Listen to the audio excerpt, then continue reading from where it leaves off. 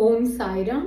ஸ்ரீ சாயி பாபாவின் பக்தர்களின் அனுபவங்கள் அப்படிங்கிற புத்தகத்தை பூஜ்ய ஸ்ரீ நரசிம்ம சுவாமிஜி அவர்கள் நமக்காக தொகுத்து வழங்கியுள்ளார். அதுல இருந்து தாஷ்கனு மகாராஜோட அனுபவத்தை பார்த்துட்டு இருக்கோம். அதோட தொடர்ச்சி இப்ப நாம கேட்க போறோம். தாஷ்கனு மகாராஜ் ஒரு தடவை மகா சிவராத்திரி அப்போ ஷிரடியில இருந்தாராம். அவருக்கு கங்கா ஸ்நானம் பண்ணணும்னு ரொம்ப விருப்பமா இருந்தது. அதனால சிங்கபா அப்படிங்கிற ஒரு பகுதி, அது ஷிரடியில இருந்து 3 கிலோமீட்டர் தொலைவில் இருந்தது, 3 மைல் தொலைவில். அங்கே போயிட்டு கோதாவரியில் ஸ்நானம் பண்ணணும் அப்படின்னு அவர் ரொம்ப விருப்பப்பட்டார்.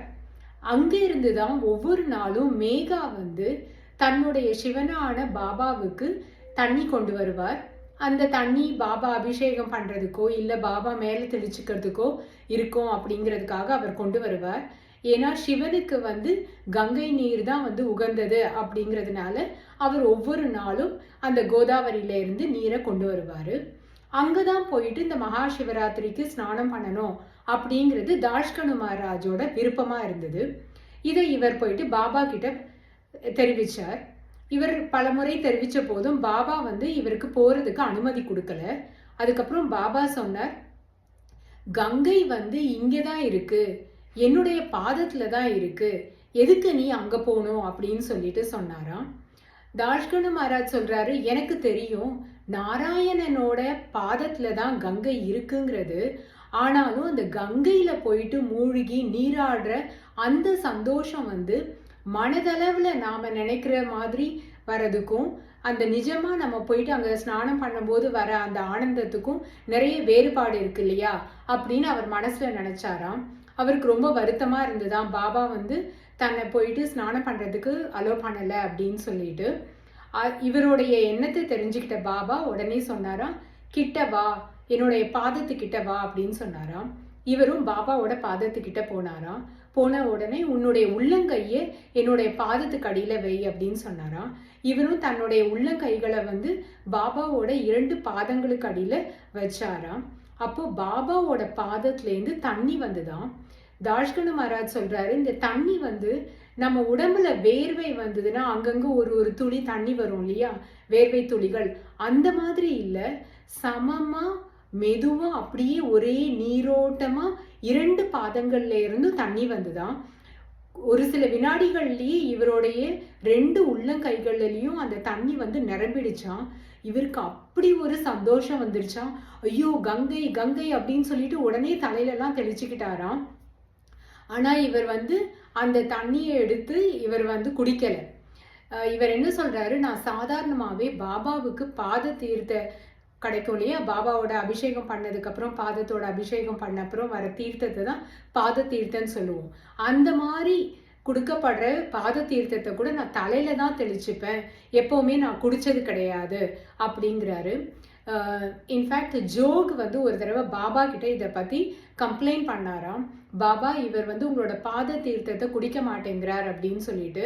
அதுக்கு பாபா சொன்னாராம், அவரை நீ வற்புறுத்தாத, அவங்கவங்களோட மனசுல எப்படி தோணுதோ அவங்கவங்களுக்கு என்னென்ன சம்பிரதாயங்கள் இருக்கோ அதை பின்பற்றட்டும் அப்படின்னு சொல்லிட்டு பாபா சொல்லிட்டாராம். பாபா எப்பவுமே யாரையும் இந்த மாதிரிலாம் வற்புறுத்த மாட்டாரு. சில பேர் இது என்னுடைய சம்பிரதாயம் அப்படின்னு சிலவற்றை பின்பற்றினா அதை அவங்க பின்பற்ற விட்டுடுவாரு. ஆனா எல்லா நேரத்திலையும் அப்படி விடுவாரானா அதுவும் கிடையாது அப்படிங்கிறாரு. அதுக்கு உதாரணமா இன்னொரு லீலையை நம்ம கிட்ட பகிர்ந்து கொள்ள போறார். இது வெங்காயத்தை பற்றியது. பாபா தினசரியே வெங்காயம் சாப்பிடுவாராம். வெங்காயம் இல்லாம அவர் உணவு சாப்பிடுறதுங்கிறது ரொம்ப அரிதுதான் அப்படிங்கிறார் தாஷ்கனு மகாராஜ். அவருக்கு வெங்காயம் ரொம்ப விருப்பம். எல்லாருமே வெங்காயம் சாப்பிடலாம், அதுல நிறைய நன்மைகள் இருக்கு. சில பேருக்கு அதோடைய வாசனை பிடிக்காம இருக்கலாம்.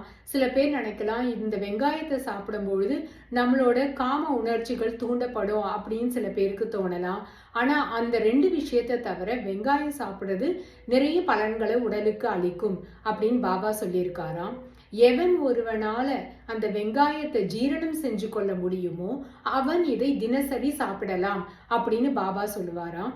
இந்த ஜீரணம் பண்ணிக்கொள்ள முடியும் அப்படின்னு பாபா இங்க எதை குறிப்பிடுறாருனாக்க, நம்ம அந்த வெங்காயத்தை சாப்பிட்டா நமக்கு வந்து இந்த மாதிரி வேற ஏதாவது உணர்ச்சிகள் தூண்டப்பட்டாலும் அதை நம்மளோட கண்ட்ரோலை வைக்க முடியுங்கிற நம்பிக்கையும் அந்த திடமான ஒரு சக்தியும் நம்ம உடம்புக்குள்ள இருந்துச்சுன்னாக்கா நம்ம வந்து தினசரி வெங்காயம் சாப்பிட்றதுக்காக யோசிக்க வேண்டாம் அப்படிங்கிறத தான் பாபா குறிப்பிடுறார் அப்படின்னு தாஷ்கனு மகாராஜ் சொல்றாரு. அதனால தாஷ்கனு மகாராஜும் வெங்காயத்தை சாப்பிடணும் அப்படிங்கிறது தான் பாபாவோட விருப்பமா இருந்தது அப்படிங்கிறாரு. ஒரு தடவை பாபா இவர்கிட்ட சொன்னாராம், பிட்லா அப்படிங்கிற ஒரு டிஷ், அந்த ஒரு மராட்டியன் டிஷ், மகாராஷ்டிரால செய்யக்கூடிய ஒரு உணவு வகை, அதை வந்து தாஷ்கனு மகாராஜ் சமைச்சு கொண்டு வர சொல்றார் பாபா. நீ அதை சமைச்சிட்டு நீ சமைக்கிற இல்லையா உன்னோட ரூம்ல, அங்கேயே அதாவது வாடால தங்கி இருப்பார் இல்லையா தாஷ்கனு மகாராஜ், அந்த வாடால உன்னோட ரூம்ல அதை சமைச்சிட்டு நீயும் அதை வந்து கொஞ்சம் சாப்பிட்டு பார்த்துட்டு அதுக்கப்புறம் எனக்காக அதை கொண்டு வா அப்படின்னு சொல்றாரு பாபா. இந்த பிட்லா அப்படிங்கிற ஒரு டிஷ் வந்து மெயினாக வந்து வெங்காயத்தை வச்சு செய்யக்கூடியது, அதாவது வெங்காய சாஸ் மாதிரியே சொல்லலாம் அதை. ஸோ இவர் வந்து தாஷ்கனு மகாராஜ் அதை செய்யறாரு, அந்த டிஷ்ஷை செஞ்சுட்டு இவருக்கு வந்து இப்போ பாபா கிட்ட கொண்டு போனால் சாப்பிட்டியான்னு கேட்பாரு. என்ன பண்ணுறதுன்னு புரியல, அதனால ஒரே ஒரு விரல்ல அந்த டிஷ்ஷில் வந்து அந்த விரலை முக்கி அவரோட இந்த தாடையிலிருந்து இப்படி கொண்டு போய் இந்த உதடு கிட்ட வரைக்கும் வச்சுட்டு, அதாவது தான் சாப்பிட்டதுக்கு அறிகுறி அப்படிங்கிற மாதிரி அதை வச்சுட்டு உடனே வந்து கையை முகத்தை எல்லாத்தையும் அலம்பிட்டு அந்த டிஷ்ஷை எடுத்துட்டு துவாரக்மாய்க்கு போறாரு. பாபாவுக்கு தெரியாதா, பாபா சர்வாந்தர்யாமி, இவர் என்னெல்லாம் அங்க பண்ணியிருப்பாருங்கிறது பாபாவுக்கு தெளிவா தெரியும். ஸோ இங்கே வந்து என்ன ஆகுது, துவாரகமாய்க்கு இவர் எடுத்துட்டு வந்த உடனே பாபா கேட்குறாரு, நீ சமைச்சியா இதை அப்படின்னா, ஆமாம் பாபா சமைச்சேன் நான் தான் அப்படிங்கிறாரு. சாப்பிட்டியா அப்படின்னா, ஆமாம் ரூம்லேயே சாப்பிட்டேன் அப்படிங்கிறாரு. அப்படியா அப்படின்னு சொல்லிட்டு பாபா அங்கே கூடியிருந்த எல்லாரும் பார்க்குற மாதிரி தன்னுடைய விரலை தன்னுடைய தாடை கிட்ட எடுத்துட்டு போயிட்டு இப்படி கொண்டு போய் இப்படி உதடு கிட்ட வச்சுட்டு இப்படி தான் இவர் வந்து தன்னோட ரூம்ல இந்த பிட்லாவை சாப்பிட்டுட்டு வந்தாரு அப்படின்னு சொன்னாராம். அப்போ தாஷ்கனு மகாராஜ் நினைச்சாராம், பாபா கிட்ட இருந்து நம்ம எதை தான் மறைக்க முடியும் அப்படின்னு சொல்லிட்டு. ஸோ இவர் வந்து பாபாவோட மகா சமாதி வரைக்கும் ஷீரடியில் இருக்கும் பொழுது இவர் வெங்காயத்தை தன்னுடைய உணவுல சேர்த்துக்கிட்டாராம். ஏகாதேசி மட்டும் இவர் வந்து வெங்காயம் சாப்பிடாம இருந்தேன் அப்படின்னு சொல்லிட்டு சொல்றாரு. அதே மாதிரி பாபா வந்து தான் ஏதாவது ஒரு தீர்த்த யாத்திரை போகணும் அப்படின்னு முடிவெடுத்திருந்தா நிறைய தடவை அந்த தீர்த்த யாத்திரை இவர் வந்து போக முடியாமையோ இல்லை இவரோட பிளானை போஸ்ட்போன் பண்ற மாதிரி பாபா பண்ணியிருக்கார் அப்படிங்கிறாரு. இவருக்கு வந்து பண்டரிபுரத்துக்கு போறதுக்கு ரொம்ப பிடிக்கும். அதுவும் பண்டர்பூர்ல வந்து புரட்டாசியும் ஐப்பசி மாதங்கள்ல இவருக்கு அங்க இருக்கணும்னு ரொம்ப ஆசை. ஒரு தடவை வந்து இவர் என்ன நினைக்கிறாரு, புரட்டாசிக்கு போகணும் அப்படின்னு. ஐப்பசி ஏகாதசிக்கு கண்டிப்பா அவர் அங்கதான் இருப்பாரு. ஸோ ஒரு புரட்டாசி மாதம் தொடங்குற நேரத்தில் வந்து இவர் நானா சாஹிப் சாந்தோர்கரை மண்மாடு கிட்ட சந்திக்கிறாரு. அப்போ சொல்கிறாரு, இந்த மாதிரி நான் பண்டரிபுரத்துக்கு போக போகிறேன் இந்த புரட்டாசிக்கு அப்படின்னு சொல்லிட்டு. அப்போ நானா சொல்கிறாரு, சரி இப்போ நீங்கள் ஷீரடிக்கு என்னோட வாங்க அப்படின்னு இவரை கூட்டிகிட்டு ஷீரடிக்கு வராரு. ரெண்டு பேரும் ஷீரடிக்கு வந்தவுடனே நானா சொல்கிறாரு, நீங்கள் ஒரு வாரம் பாபா முன்னிலையில் கீர்த்தனைகள் பண்ணுங்க அப்படின்னு சொல்லிட்டு பாபாவும் இவரை சப்தாகா பண்ண சொல்கிறாரு. ஸோ இந்த சப்தாகாவும் கீர்த்தனையும் வந்து 7 நாட்கள் நடைபெறுது. இது முடிஞ்சதுக்கப்புறம் திரும்பியும் கீர்த்தனை அப்படி இப்படின்னு சொல்லிட்டு ஒரு மாதம், அதாவது புரட்டாசி முழுவதுமே இவர் ஷீரடியிலேயே கழிக்கிற மாதிரி ஆயிடுது. இப்போ இவருக்கு வந்து ரொம்ப வருத்தமாக இருக்குது. ஐப்பசியே பிறந்துடுச்சு, ஆனால் நம்ம நினச்ச மாதிரி பண்டரிபுரம் போக முடியல, நமக்கு வந்து அங்கே ஏகாதசிக்கு இருக்கணும்னு எவ்வளோ ஆசையாக இருக்குது.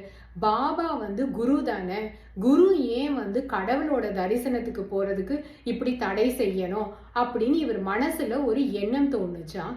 அந்த எண்ணம் தோன்றிய அதே க்ஷணம் பாபா வந்து உடனே தாஷ்கனு மகாராஜை கூப்பிட்டு, நீ இப்போவே பண்டரிபுரம் போ அப்படின்னு சொல்லிட்டாராம். நானா கிட்டேயும் பாபா சொன்னாராம், நீ அவரை வந்து தடுக்காத அப்படின்னு சொல்லிட்டு. இப்படி இவர் வந்து ஐப்பசி மாதம் இவரோட ஆசைப்படி பண்டரிபுரத்தில் இவர் வந்து தரிசனத்துக்கு போனதா சொல்கிறாரு. அதுக்கப்புறம் ஒரு தடவை என்னாச்சா, இவர் வந்து இவருக்குன்னு வந்து சில ஒரு ஆன்மீக பிரார்த்தனைகள் இருக்கும் இல்லையா, அந்த ஆன்மீக பிரார்த்தனை என்னன்னா இவருக்கு சாட்சாத்காரம் கிடைக்கணும் அப்படின்னு சொல்லிட்டு நாமதேவ் இந்த மாதிரி எத்தனையோ மகான்களுக்கு சாட்சாத்காரம் கிடைச்ச மாதிரி தனக்கும் கிடைக்கணும்னு இவர் எப்பவுமே பாபா கிட்ட வேண்டிக்கிட்டே இருந்தாராம்.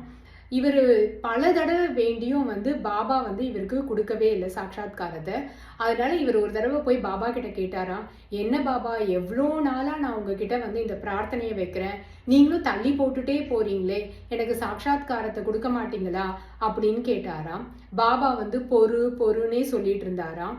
அப்புறம் ஒரு கட்டத்துல இவருக்கு தோணுச்சான், ஒருவேளை என்னுடைய விதி அந்த மாதிரி இருக்கு போல இருக்கு, எனக்கு சாட்சாத்காரம் கிடைக்கணும்னு இல்லை போல இருக்கு, மகான்கள் நம்மளோட விதி அந்த மாதிரி இருந்ததுன்னா அதை மாற்றி அமைக்க மாட்டாங்க அப்படிங்கிற ஒரு எண்ணம் இவர் மனசுல தோணுச்சான்.